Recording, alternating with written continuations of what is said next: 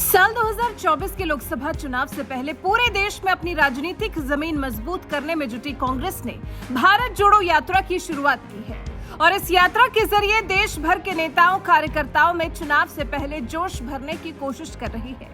लेकिन कांग्रेस की सियासी रणनीति पर सत्ताधारी बीजेपी लगातार निशाना साध रही है। एक तरफ जहां बीजेपी इसे परिवार बचाओ यात्रा बता रही है, तो वहीं दूसरी तरफ अपने बेबाक बोल की वजह से मशहूर असम के सीएम हिमंता बिस्वा शर्मा ने तो कांग्रेस को नसीहत दे डाली कि उन्हें सही मायने में पाकिस्तान से अपनी भारत जोड़ो यात्रा की शुरुआत करनी चाहिए। बीजेपी नेता हिमंता बिस्वा शर्मा के इसी बयान से कांग्रेस इस कदर बौखला गई है कि छत्तीसगढ़ के सीएम भूपेश बघेल ने हिमंता बिस्वा शर्मा को नया मुल्ला तक बता दिया।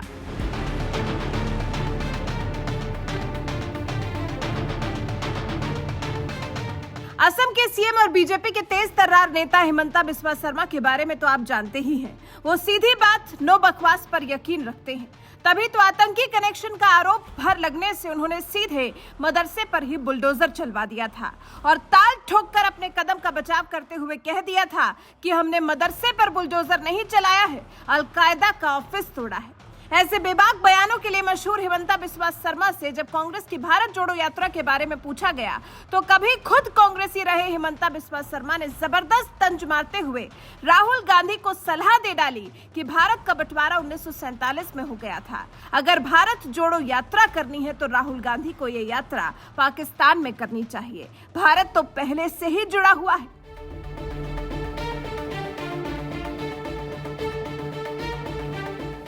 कांग्रेस का समय में तो भारत दो टुकड़ा हो ही गया था। अभी भारत जोड़ने के लिए तो कांग्रेस को पाकिस्तान जाना है। अभी राहुल गांधी को फिर से लाने का तैयारी वही है। भारत तो डिवाइड हो गया 1947 में। अगर भारत जोड़ो यात्रा करना है तो राहुल गांधी को ये यात्रा पाकिस्तान में करना सही है। भारत में यात्रा करने से क्या फायदा होगा? भारत तो जुड़ा हुआ है, खंडित क्या हुआ? पाकिस्तान ही खंडित हुआ। तो इसीलिए मैं राहुल गांधी को सलाह देता हूं कि भारत जोड़ो कार्यक्रम आप पाकिस्तान में लेके जाइए। एक तरफ कांग्रेस नेता राहुल गांधी भारत जोड़ो यात्रा के बहाने पार्टी के पक्ष में माहौल बनाने में जुटे हुए हैं, तो वहीं दूसरी तरफ बीजेपी नेता हिमंता बिस्वा शर्मा ने उन्हें पाकिस्तान से अपनी इस यात्रा की शुरुआत करने की सलाह दे डाली। हिमंता के इस बयान से कांग्रेस इस कदर बौखला गई है कि उन्हें नया मुल्ला ही बता दिया। छत्तीसगढ़ छोड़कर इन दिनों कांग्रेस की भारत जोड़ो यात्रा में राहुल गांधी का साथ देने के लिए तमिलनाडु गए मुख्यमंत्री भूपेश बघेल ने हिमंता बिस्वा शर्मा के तंज का जवाब देते हुए कह दिया, वो आजकल जहर उगलने का काम कर रहे हैं। नए नए मुल्ला पहले कांग्रेस में थे, अब भाजपा में गए हैं। नए मुल्ला ज्यादा प्याज खाते हैं। अब वो हिमंता बिस्वा शर्मा आजकल जहर उगलने का काम कर रहे हैं। नए नए मुल्ला हैं, पहले कांग्रेस में थे, अब भाजपा में गए हैं, तो नया मुल्ला ज़्यादा प्याज खाता है। ये संघ के कार्यालय में गए होंगे और उन्होंने अखंड भारत का नक्शा देखा, जिसमें पाकिस्तान, नेपाल, भूटान, बांग्लादेश, अफगानिस्तान सब है।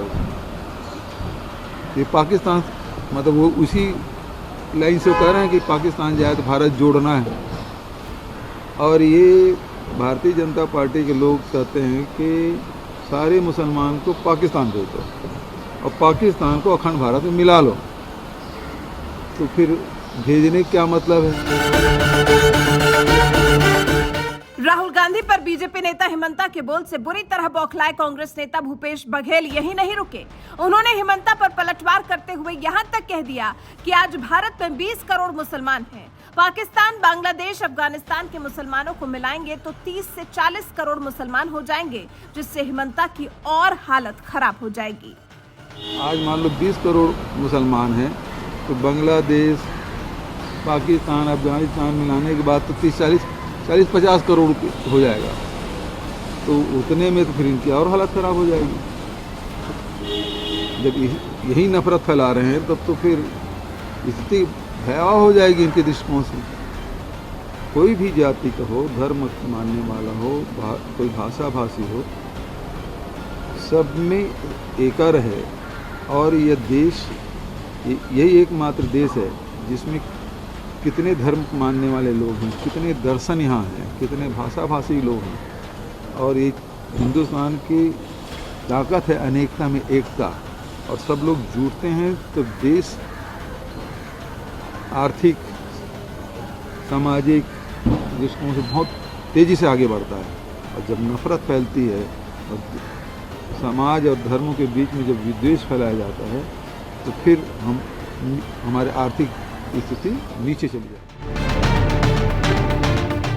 आपको बता दें, राहुल गांधी ने तमिलनाडु से भारत जोड़ो यात्रा की शुरुआत की है। ये यात्रा करीब 150 दिनों तक चलेगी। इस दौरान कश्मीर से कन्याकुमारी तक 3,570 किलोमीटर की यात्रा तय की जाएगी।